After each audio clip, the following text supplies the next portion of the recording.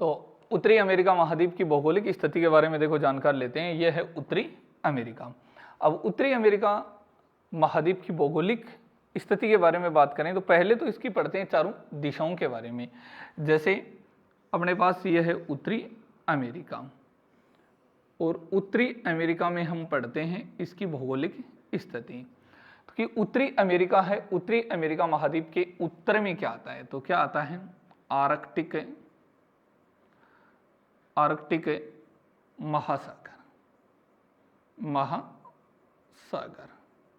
उत्तरी अमेरिका के उत्तर में आता है आर्कटिक महासागर। कि इसके दक्षिण में क्या है, तो दक्षिण में आती है पनामा नहर। और इसके पूर्वी भाग में क्या स्थित है, तो इसके पूर्वी भाग में आता है अटलांटिक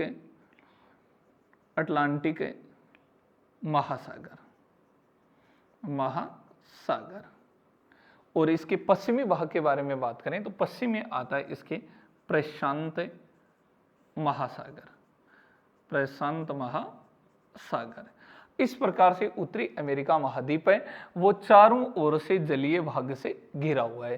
देखो इसमें सबसे पहले यहाँ पर बात करते हैं, ये जो भाग है ये उत्तरी अमेरिका का दक्षिणी भाग है, और उत्तरी अमेरिका की इस दक्षिणी भाग है यहाँ पर यह आती है पनामा नहर। कौन सी नहर आती है यहाँ पर, पनामा नहर। ये जो पनामा नहर है, इस पनामा नहर के जस्ट दक्षिण में यहाँ पर आ जाता है एक दूसरा महाद्वीप प्रारंभ हो जाता है, और ये जो महाद्वीप प्रारंभ होता है इस महाद्वीप का नाम क्या आता है, दक्षिणी अमेरिका। अब यहाँ से जो महाद्वीप प्रारंभ होगा वो कौन सा आएगा, दक्षिणी अमेरिका। तो मतलब दक्षिणी अमेरिका और उत्तरी अमेरिका है, इन दोनों के बीच में क्या आती है, पनामा नहर। ये तो है इसका दक्षिणी भाग। उसके बाद में इसके पश्चिमी भाग के बारे में बात करते हैं, तो इसके पश्चिमी भाग में यहाँ पर आ जाता है कौन सा महासागर है, प्रशांत महासागर। कि उत्तरी अमेरिका के पश्चिम में कौन सा महासागर है, प्रशांत महासागर। उसके बाद में कि इसके उत्तर में बात करते हैं तो इसके उत्तर में यहाँ पर आता है आर्कटिक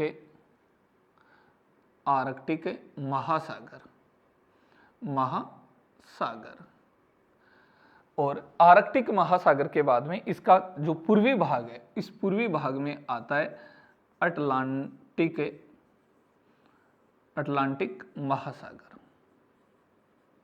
महासागर। तो उत्तरी अमेरिका महाद्वीप का उत्तर, दक्षिण, पूर्व, पश्चिमी। उत्तर में आर्कटिक, दक्षिण में पनामा नहर, और पूर्वी भाग में है अटलांटिक महासागर, और पश्चिम में आता है कौन सा महासागर, प्रशांत महासागर। अब यहाँ पर जो महासागरीय भाग है, इसी महासागर, ये पूरा महासागर है, और प्रशांत महासागर है, ये विश्व का सबसे बड़ा महासागर है। तो अमेरिका है इस प्रकार से ये जलीय भाग से घिरा हुआ है, और ये संपूर्ण जो भाग है वो कौन से महासागर का जलाता है, प्रशांत महासागर का। लेकिन प्रमुख महासागरों में हम पढ़ेंगे अंतर की सागर किसको कहते हैं, महासागर किसको कहते हैं। इनके अलावा कुछ खाड़ी भी आता है, जैसे बंगाल की खाड़ी है, कुछ इस प्रकार से भी नाम आते हैं। तो खाड़ियाँ हैं, खाड़ियाँ किसको कहा जाता है, ये संपूर्ण आएंगे किसमें, महासागर में। अब इसी में यहाँ पर प्रश्न पूछ लिया जाता है कि कैलिफोर्निया की खाड़ी कहाँ पर स्थित है, या फिर प्रश्न अगर ये हो कि कैलिफोर्निया की खाड़ी कौन से महासागर में है, तो कैलिफोर्निया की जो खाड़ी आती है वो कौन से महासागर में आएगी, प्रशांत महासागर में। और प्रशांत महासागर में जो कैलिफोर्निया की खाड़ी है वो यहाँ पर स्थित है। ये जो ऐसा भाग होता है वहाँ पर जो जलीय भाग होता है उसको क्या बोल दिया जाता है, खाड़ी कहा जाता है। और ये जो जलीय भाग है ये यहाँ पर खाड़ी है, इस खाड़ी को किस नाम से जाना जाता है, कैलिफोर्निया की खाड़ी। तो कैलिफोर्निया की खाड़ी कौन से महासागर में आएगी, प्रशांत महासागर में। ये यहाँ पर जो देश है वो कौन सा है, मेक्सिको। तो मेक्सिको देश के पास यहाँ पर आती है कौन सी खाड़ी है,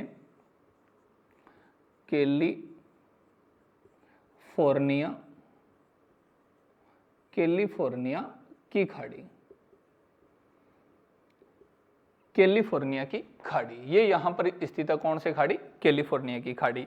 अब कैलिफोर्निया की खाड़ी के बारे में बात करते हैं तो यहाँ पर इसके दक्षिण में ये आता है पन्नामा नहर। पन्नामा नहर है, यहाँ पर पहले स्थलीय भाग था, जो स्थलीय भाग उत्तरी अमेरिका और दक्षिणी अमेरिका दोनों का जुड़ा हुआ था, लेकिन वर्तमान में इसको काटकर यहाँ पर जलीय भाग का निर्माण किया गया है।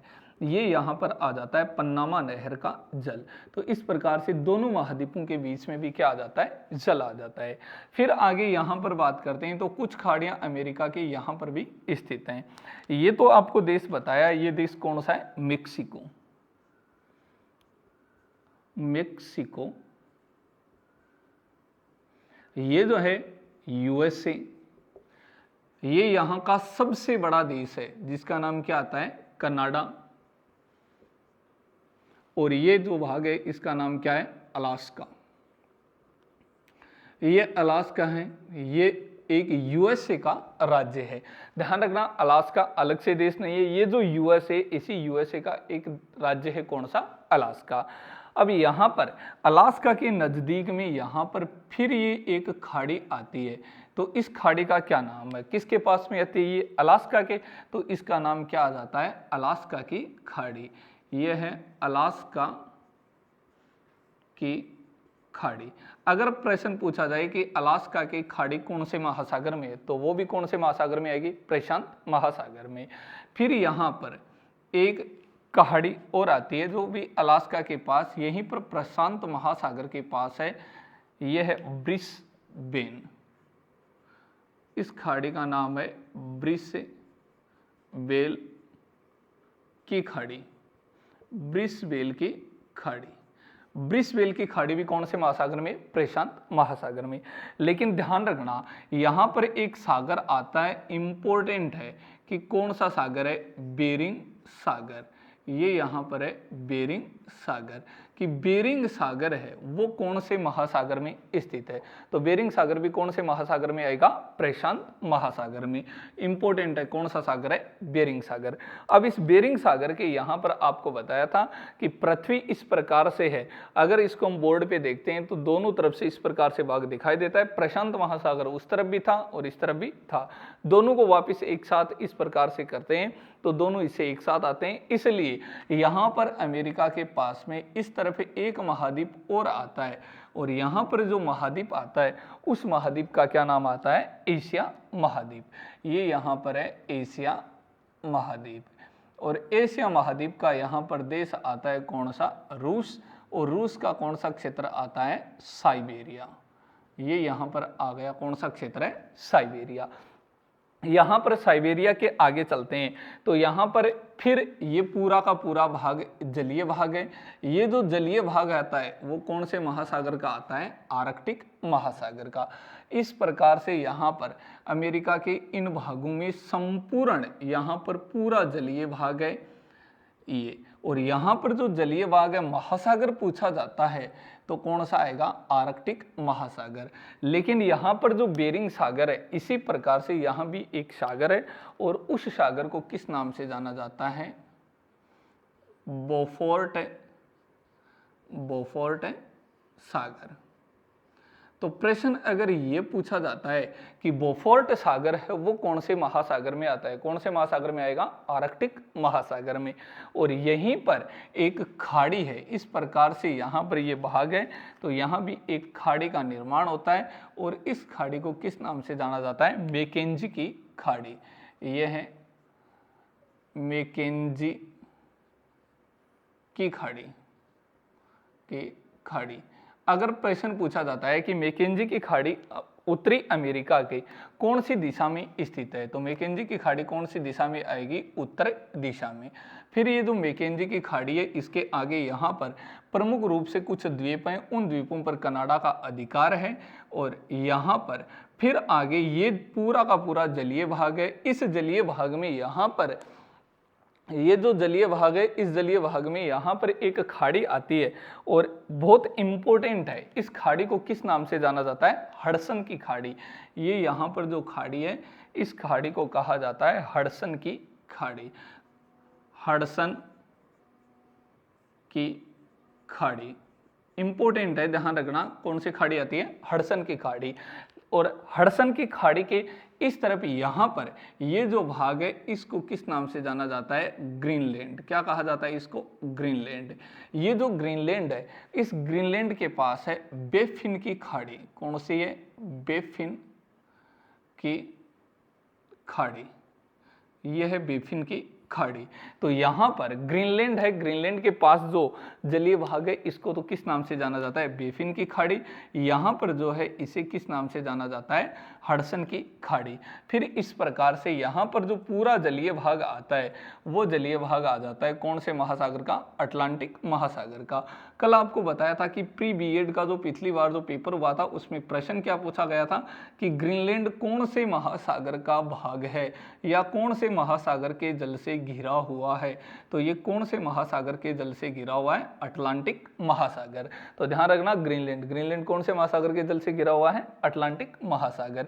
ये पूरा जो जलीय भाग आता है वो अटलांटिक महासागर का। और यहाँ पर फिर अमेरिका के पास में एक खाड़ी की तरह एक स्थल आकृति का निर्माण होता है और फिर यहाँ पर एक खाड़ी का निर्माण होता है जिसको किस नाम से जाना जाता है? सेंट लॉरेंस की खाड़ी। ये यहाँ पर पूरा जलीय भाग है और यहाँ पर जो खाड़ी बनेगी इसको कहा जाता है सेंट लॉरेंस की खाड़ी। तो ध्यान रखना कि सेंट लॉरेंस की खाड़ी कहाँ पर स्थित है? सेंट लॉरेंस की खाड़ी आती है अटलांटिक महासागर में। यह है सेंट लॉरेंस की खाड़ी। सेंट लॉरेंस की खाड़ी। सेंट लॉरेंस की खाड़ी कौन से महासागर का भाग है? अटलांटिक महासागर का। फिर यहाँ पर ये संपूर्ण भाग है ये अटलांटिक महासागर का आता है। अटलांटिक महासागर में यहाँ पर फिर ये जो छोटे छोटे द्वीप हैं ये द्वीप चारों ओर से जलीय भाग से घिरे हुए हैं और यहाँ तक जो जल फैला हुआ है वो भी कौन से महासागर का आता है? अटलांटिक महासागर का। लेकिन यहाँ पर एक जो छोटा सागर के रूप में इसको किस नाम से जाना जाता है? कैरिबियन सागर कहा जाता है। तो ध्यान रखना, कैरिबियन सागर कौन से महासागर का एक भाग है? अटलांटिक महासागर का। अटलांटिक महासागर में आता है कैरिबियन सागर। तो देखो कैरिबियन सागर यहाँ पर ये जो भाग है इस भाग को, ये जो जलीय भाग है इसको क्या बोला जाता है? कैरिबियन सागर। कैरिबियन सागर, ये कैरिबियन सागर है। इस कैरिबियन सागर में यहाँ पर मुख्य रूप से कई छोटे छोटे द्वीप हैं और ये संपूर्ण भाग है। फिर यहाँ पर ये कौन सा देश आ रहा है? मेक्सिको। तो मेक्सिको के पास भी यहाँ पर इस प्रकार की आकृति का निर्माण हो रहा है जहाँ पर ये यहाँ जलीय भाग से ढका हुआ संपूर्ण भाग है और इसे किस नाम से जाना जाता है? मेक्सिको की खाड़ी। इसे क्या कहा जाता है? मेक्सिको की खाड़ी। यह है मेक्सिको की खाड़ी। तो इस प्रकार से उत्तरी अमेरिका है। उत्तरी अमेरिका की भौगोलिक स्थिति में चारों ओर से इस प्रकार से इसके संपूर्ण जलीय भाग हैं। अब इसी में बात करते हैं कि देखो दूसरे महाद्वीपों के साथ ये किस प्रकार से जुड़ा हुआ है। यहाँ पर कुछ जो जलसंधियां हैं, कुछ क्या है? स्थल संधियां। देखो जलसंधि किसे कहा जाता है? एक प्रश्न आता है, कौन सा है? जल संधि। और एक क्या होता है? स्थल संधि। स्थल संधि, एक जल संधि और एक क्या है? स्थल संधि। जल संधि किसे कहा जाता है? जो दो जलीय भागों को आपस में जोड़ता है उसे जल संधि कहा जाता है। वह दो स्थलीय भागों को अलग करता है उसे क्या कहा जाता है? जल संधि।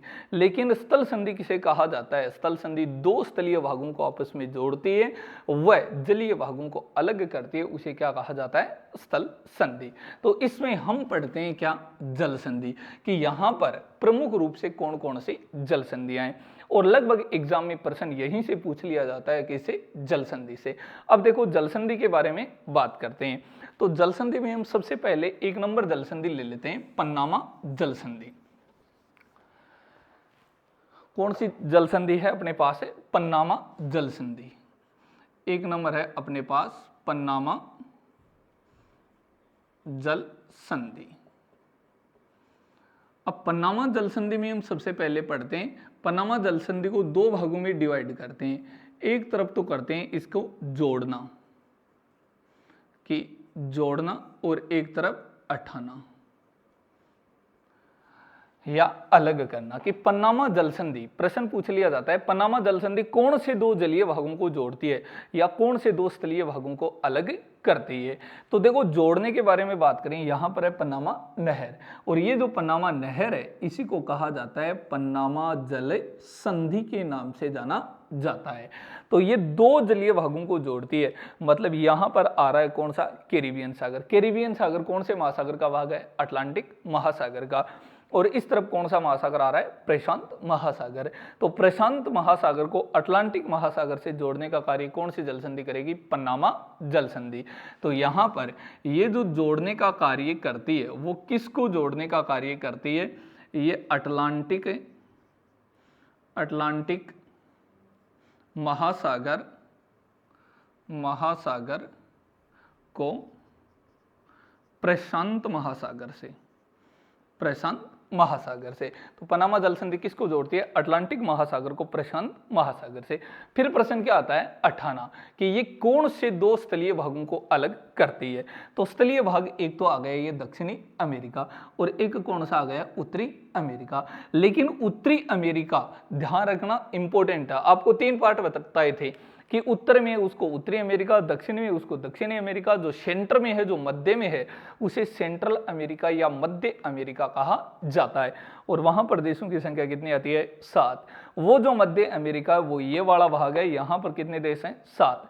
इन 7 देशों को अलग करती है दक्षिणी अमेरिका से कौन सी जल संधि, पनामा जल संधि।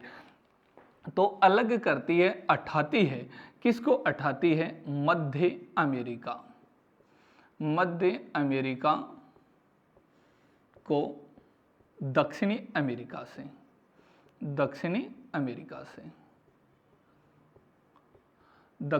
अमेरिका से कि अलग करने का कार्य करती है। अलग करने का कार्य किसको करती है, मध्य अमेरिका को दक्षिणी अमेरिका से। तो ये अपनी 1 नंबर जल संधि हुई कौन सी, पनामा जल संधि। फिर आगे लेते हैं 2 नंबर जल संधि कौन सी आती है, बेरिंग जल संधि। 2 नंबर जल संधि का नाम है बेरिंग जल संधि।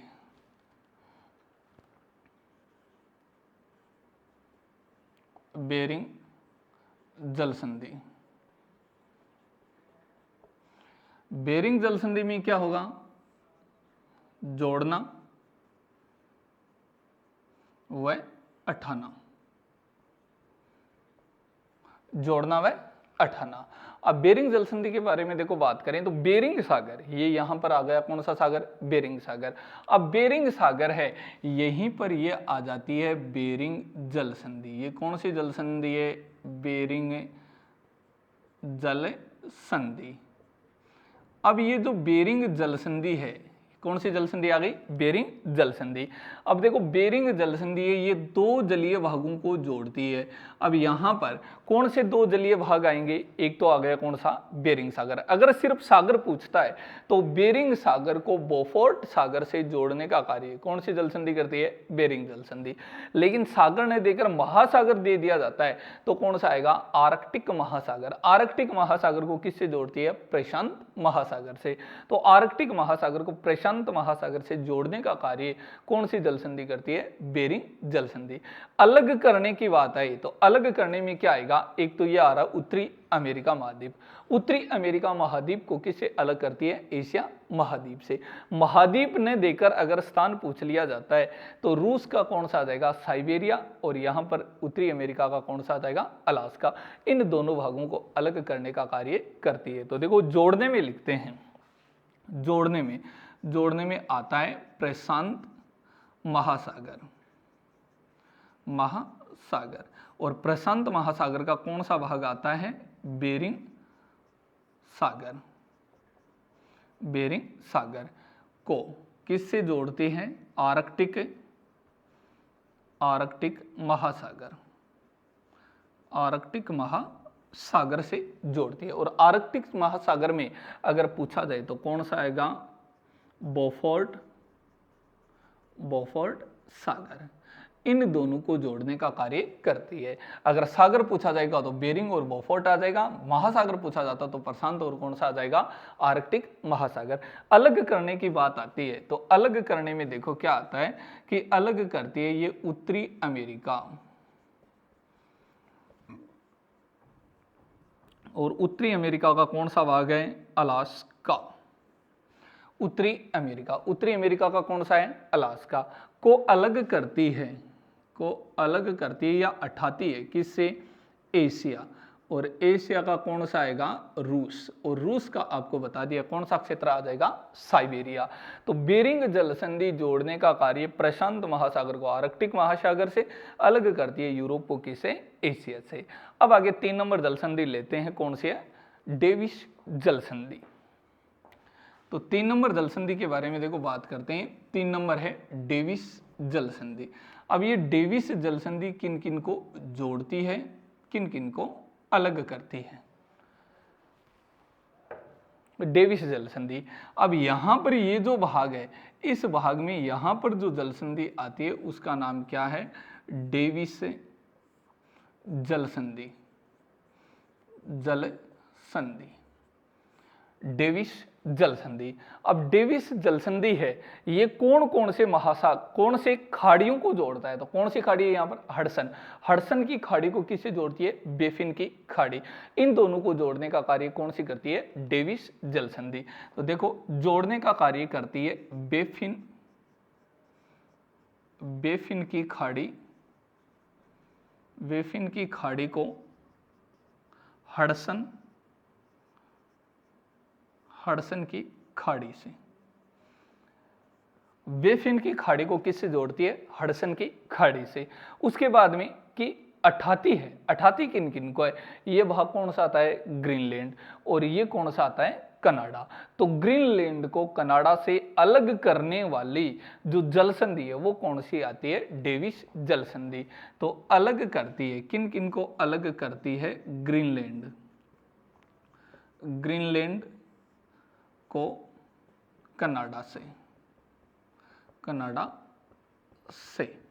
अब देखो ग्रीनलैंड के बारे में आपको बताया था कल कि कुछ विवाद चल रहे हैं कि यहाँ पर ये एक द्वीप और आता है जिसको बोला जाता है आइसलैंड। किस नाम से जाना जाता है इसको, आइसलैंड। और ये आइसलैंड, जो आइसलैंड है ये किसके अधीन है, यूरोप। मतलब यहां पर ये कौन सा महाद्वीप आ जाता है, यूरोप महाद्वीप है। अब यूरोप महाद्वीप यहां पर आ रहा है, यूरोप के पास में यहां पर कौन सा आ रहा है, ग्रीनलैंड। अब यूरोप का एक देश है जिसका नाम क्या है, डेनमार्क। कौन सा देश है, डेनमार्क। अगर देश का पूछा जाए कि इस ग्रीनलैंड पर कौन से देश का अधिकार है, तो कौन से देश का अधिकार आएगा, डेनमार्क का। अगर महाद्वीप का पूछा जाए सीधा कि कौन से महाद्वीप का अधिकार है, कौन से का आएगा, उत्तरी अमेरिका। भौगोलिक रूप से किसका अधिकार है, कौन से महाद्वीप का, तो भी उत्तरी अमेरिका। अगर राजनीतिक रूप से पूछ लिया जाए तो कौन से महाद्वीप का अधिकार आएगा, यूरोप का अधिकार आएगा। और देश पूछा जाता है तो कौन सा आएगा, डेनमार्क। तो ध्यान रखना कि ग्रीनलैंड है, ग्रीनलैंड भौगोलिक रूप से किसका एक भाग है, उत्तरी अमेरिका। अगर राजनीतिक रूप से पूछा जाता है, राजनीतिक रूप से, तो किसका भाग आएगा, यूरोप का। और यूरोप के कौन से देश का अधिकार है इस पर, डेनमार्क का। और इसकी क्या विशेषता आती है ग्रीनलैंड की, कि विश्व का सबसे बड़ा द्वीप, विश्व का सबसे बड़ा द्वीप, कि विश्व का सबसे बड़ा द्वीप, विश्व का सबसे बड़ा द्वीप भी कौन सा आता है, ग्रीनलैंड। लेकिन एक इंपॉर्टेंट क्वेश्चन और है इस ग्रीनलैंड में, ध्यान रखना। अगर प्रश्न पूछ लिया जाए कि ग्रीनलैंड की हाईएस्ट पर्वत चोटी, एचपी मतलब हाईएस्ट पर्वत चोटी, इसकी हाईएस्ट पर्वत चोटी यहां पर है, कौन सी आती है, फोरेल। कौन सी है, फोरेल। कि ग्रीनलैंड द्वीप है, इसकी सबसे ऊंची चोटी कौन सी है, 3360 मीटर ऊंची चोटी है, जिसका नाम क्या है, फोरेल।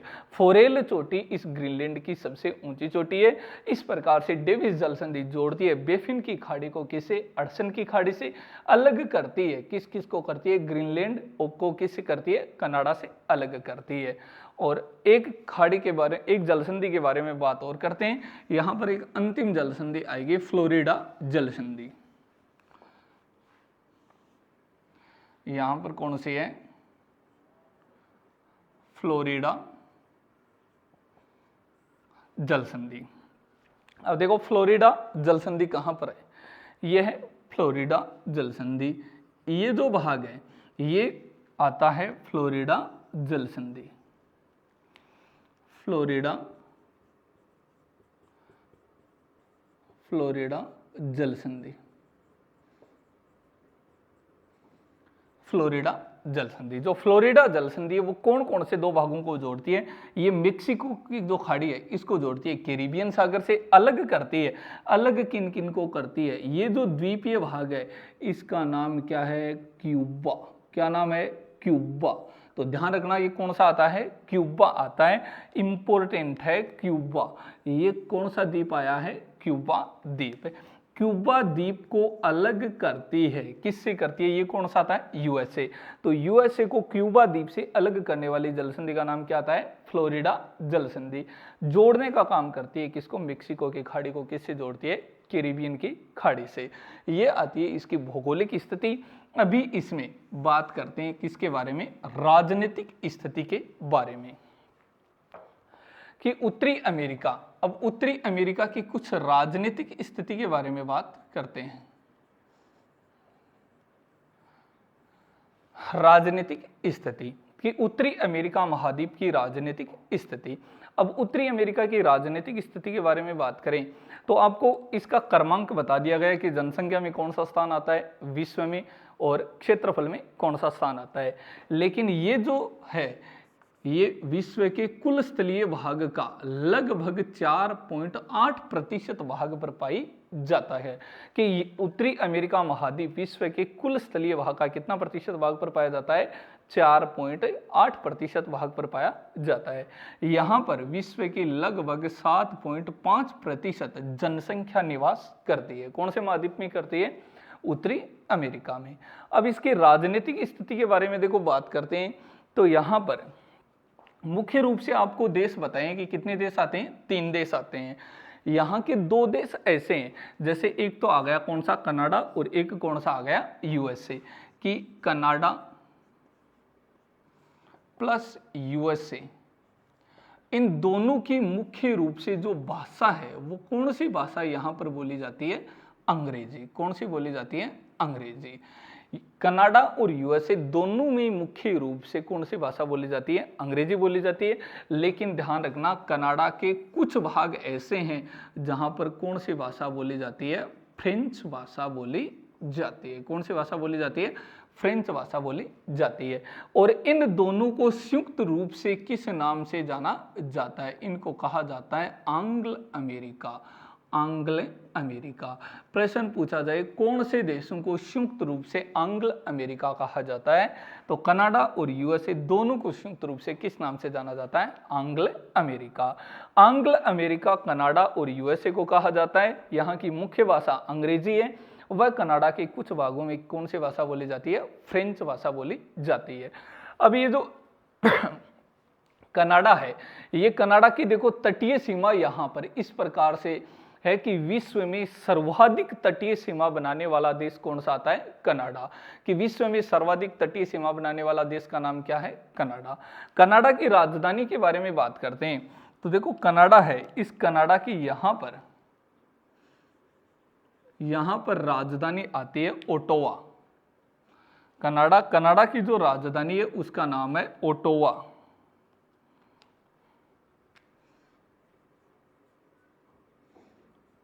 ओटावा। कि कनाडा की राजधानी कौन सी आती है? ओटावा। उसके बाद आता है कौन सा है? यूएसए। यूएसए की राजधानी यहाँ पर इस तरफ इस पूर्वी भाग के पास में आती है जिसका नाम क्या आता है? वाशिंगटन। वाशिंगटन डीसी जिसको बोला जाता है। फिर आता है तीसरा देश यहाँ पर मेक्सिको, और जो मेक्सिको है इसकी राजधानी कौन सी आती है? Mexico city. कौन सी है? Mexico city. इनके अलावा यहाँ पर जो मुख्य रूप से 7 देश हैं, इन 7 देशों को किस नाम से जाना जाता है? Central America. क्या कहा जाता है इसको? सेंट्रल अमेरिका के नाम से जाना जाता है। ये भाग हैं, इनको क्या बोल दिया जाता है? Central America. ये जो भाग आता है अलास्का, ये अलास्का किसका भाग आता है? यूएसए का। इस प्रकार से यहाँ के प्रमुख 3 देश हैं। तीनों देशों में सबसे बड़ा देश कौन सा आता है? कनाडा।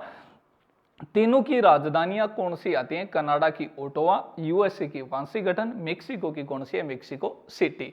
और एक यहाँ पर आ जाता है कौन सा? ग्रीनलैंड। तो ग्रीनलैंड की जो राजधानी है वो यहाँ पर आती है, इसकी राजधानी है नुक। कौन सी राजधानी है? नुक। कि ग्रीनलैंड की राजधानी कौन सी आती है? नुक। और यहाँ पर इसकी सबसे ऊंची चोटी अभी आपको बताइए कि कौन सी है? फोरेल।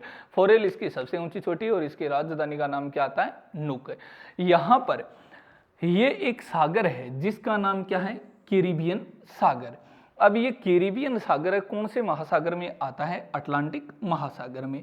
अब यहाँ पर ये जो छोटे छोटे द्वीप हैं, इन द्वीपों को संयुक्त रूप से किस नाम से जाना जाता है? इसको या तो बोल दिया जाता है कैरिबियन द्वीप समूह है, द्वीप समूह है, या फिर इसी को क्या बोल दिया जाता है? West Indies. तो ध्यान रखना, वेस्ट इंडीज उत्तरी अमेरिका के कौन से भाग में आती है? दक्षिण पूर्वी भाग में।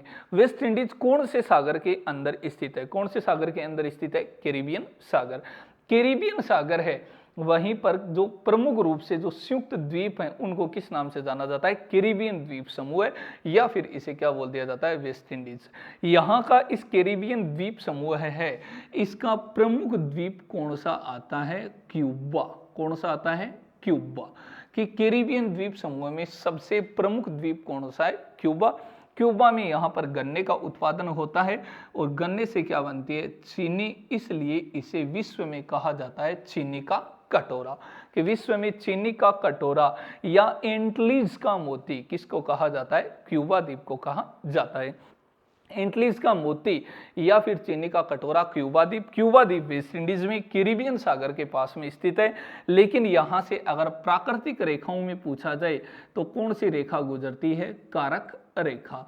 कि क्यूबा के पास से होकर कौन सी रेखा गुजर रही है? यहाँ से होकर गुजर रही है कारक रेखा। और ध्यान रखना कि यहाँ पर कनाडा और यूएसए की सीमा का निर्धारण होता है 5 महान झीलों के द्वारा। किनके द्वारा होता है? 5 महान झीलों के द्वारा, जो 4 तो पूर्ण रूप से सीमा पर है, एक आती है किसमें? यूएसए में। और इनकी सीमा का निर्धारण यहाँ से एक अक्षांशीय रेखा गुजरती है। जहाँ जहाँ पर इनकी सीमा बनी हुई है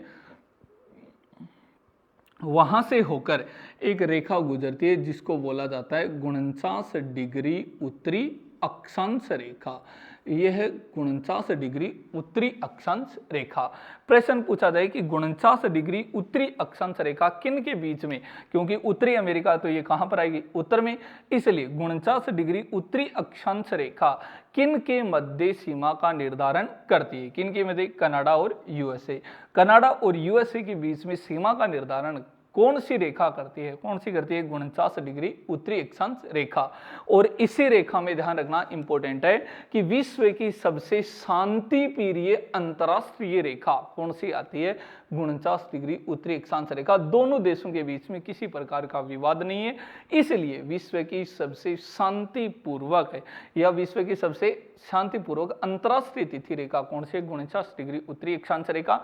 यहाँ पर जो निर्धारण करने वाली जो झील है वो कितनी झील है? 5 झीलों के द्वारा यहाँ पर सीमा का निर्धारण किया जाता है। उन झीलों को पढ़ेंगे उत्तरी अमेरिका की प्रमुख झीलों के अंदर कि उत्तरी अमेरिका की प्रमुख झील हैं। उन झीलों में यहाँ पर 5 झील कौन कौन से आते हैं? आगे अमेरिका के अपने पास बचे हैं प्रमुख पर्वत, पठार, नदियाँ, झील, खनिज, जनजातियाँ, उनकी बात करेंगे अगली क्लास में।